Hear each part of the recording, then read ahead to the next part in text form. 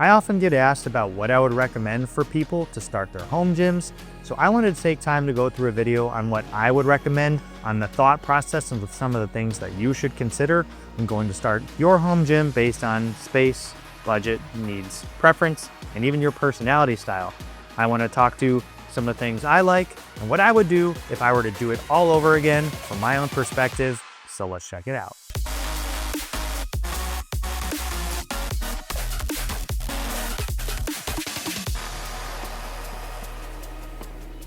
Hey guys, this is Michael with the Jungle Gym Reviews. Today I'm going to walk you through my thought process if I had to start my whole gym completely from scratch in 2025.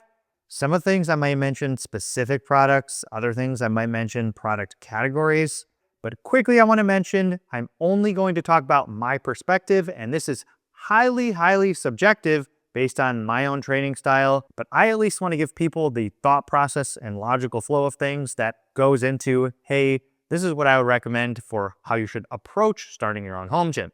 Before I get into the video, if you could quickly hit that subscribe button below if you haven't already, it'll continue to help us grow the channel and make sure you get notified when we post these weekly review videos throughout the rest of 2025. And if you're interested in purchasing anything after the review with any of our affiliate links, please check out that description below. As you're going through this whole thought and building process, one thing you really have to think about is not so much the equipment and somewhat about you as a person. If you know you're a highly motivated and highly accountable individual, when you start to build this, you can kind of do it a little quicker or put money or thought into this long-term gym ecosystem that you plan on building. Now, if you're not that kind of person, not self-accountable, I would strongly consider your personality type and your motivation at the core of some of these decisions as well. All right, so at the base of everyone's list, no pun intended, should be flooring. What I recommend, Tractor Supply Company. 4x6 horse stall mats, 3/4 inch thick. They weigh about 100 pounds. Best of all, you'd use this black, thick Gorilla duct tape right down the middle. And this stuff has been holding strong for 2 years. After flooring, I would typically suggest, if your goal is strength training like mine is, more hypertrophy oriented, and now more functional training, still at the heart of everything is typically some sort of bench. An adjustable bench is probably preferred, something that can go obviously flat to incline, potentially even decline if you'd like to do decline bench. I really like to do decline sit-ups. This bench here is just a FI bench, but I have had many FID, D being decline benches in the past, that have the leg roller attachment for you to do decline sit-ups. Unfortunately, a good bench is anywhere from $300 to $600. And I wouldn't really skimp out on a bench or some of these things. Again, me personally, I think long-term, the value really pays off. One thing I would consider when getting a bench though, is get one with one of the 2x2 or similar type of tubes at the end so that you can do things like the upcoming attachments that a lot of companies now are offering. If you do have something like that with the attachment post, it adds a little more variety and expandability over time. One of the companies I really recommend for a good adjustable bench selection is going to be Rep Fitness. They're definitely bridging the gap between cheap, but also extremely functional and well-made. And they have everything from a couple $100 benches to their top of the line, fully adjustable FID benches. So I'd recommend at least starting there, getting an idea on the different types of functionality and the different price ranges. And then you can decide whether to purchase for them or other similar competitors that have similar options. After flooring, after a bench, I'd probably go to some sort of free weights. Typically for most people, that's going to be barbell and weight plates just because that's the most accessible and sometimes just the cheapest, best bang for buck as far as overall value. Again, you don't actually technically need a squat rack or a power rack yet. We'll talk about that in a second. A good old-fashioned barbell can go a long way. Barbells are highly subjective and up to your preference. Any sort of decent Olympic bar, whether it's on Amazon, whether it's used on Facebook Marketplace, whether it's on sale from any major manufacturer, spend $100, $200, find a bar that suits your needs. Obviously an Olympic bar that takes Olympic weight plates. You need plates to put on there in order to bench press, in order to squat. I like change plates. Bumper plates take up more space. So then you got to have more storage to do it. And I think just typical Olympic rubber-coated grip plates are typically what I would recommend. Now the next categories are where we start to really get highly subjective. Now, most people, once you have your barbells, your bench, probably going to go for something like a power rack. Power racks vary wildly from the cheap Amazon brand all-in-one plate-loaded cable machine. Will probably get the job done for most people, anywhere from $300 to $500. Then there's things like the typical 2x2 racks, everyone from Titan Fitness to Rep Fitness sales, and they will get the job done for pretty much anyone for life, but don't really have a whole lot of options as far as attachments or expandability over time. Then you move up to the 3x3 type of racks, 3x3 meaning 3-inch by 3-inch racks. 3x3 is typically what I recommend. It does not have to be the 1-inch holes, although that does offer the most long-term universal compatibility. I typically recommend this if you're going to do things that are either centered around a power rack, or honestly, because most companies and their racks and their rack attachments and ecosystems are going towards this all-in-one multifunctional, what can we put all in one power rack, from a huge cable system to a lap pull down. A mid-tier or entry-tier rack can be $400, and these 3x3 racks can be somewhere $800, $900. That's really not that much when we're talking about gym equipment over a long period of time, 5 years, 10 years, or potentially longer. So I would typically recommend people to do that. Yes, it might send you back at first, but long-term, it'll probably be worthwhile because the way the industry is moving and because of the way that it allows you customization and stuff over time. Now, this is a little bit of a hot take because I've started my own gym or helped others start their gym anywhere from 3 to 4 to 5 times. And if I did this all over again, I don't think I would actually get dumbbells, free weights next. I would actually probably go with something like a cable system, also known as a functional trainer, cable crossover. I've heard a million different names for those, but let me tell you why and let me show you exactly what I mean.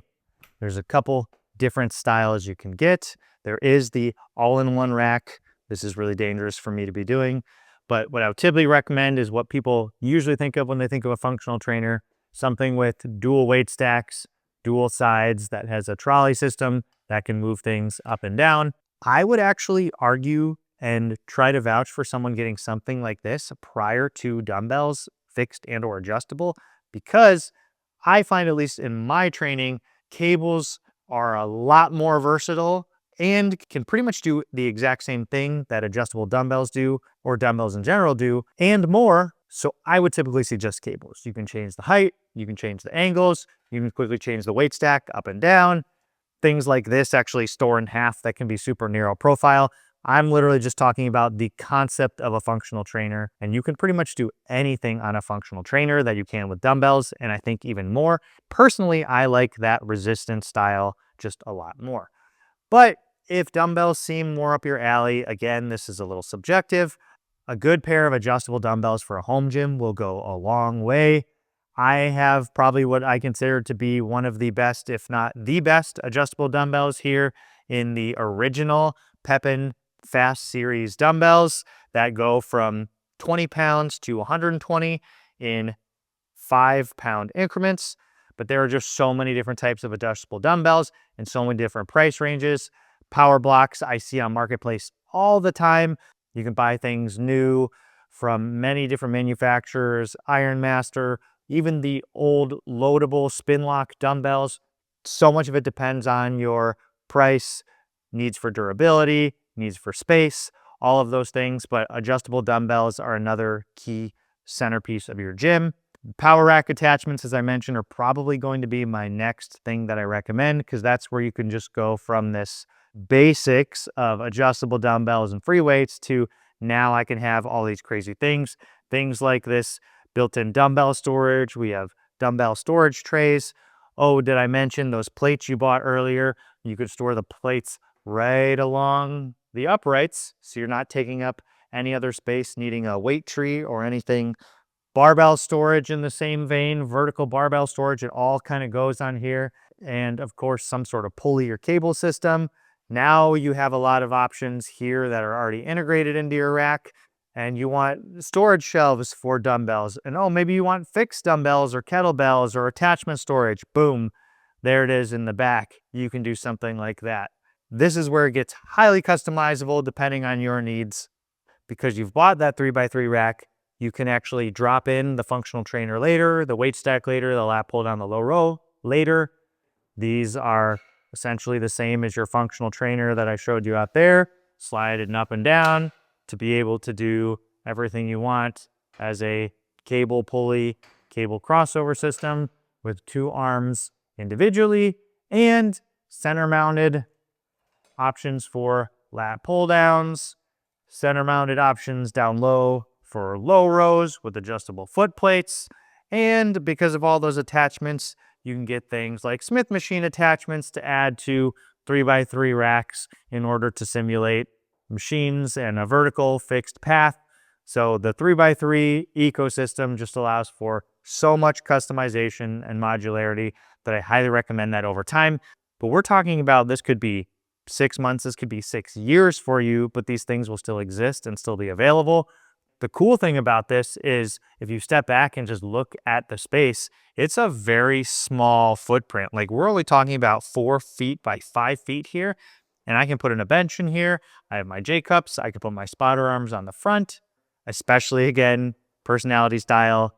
Don't just go buy this on a whim unless money is no object to you, or you have that sort of privilege to just say, I'll see if $5,000, it'll work out for me.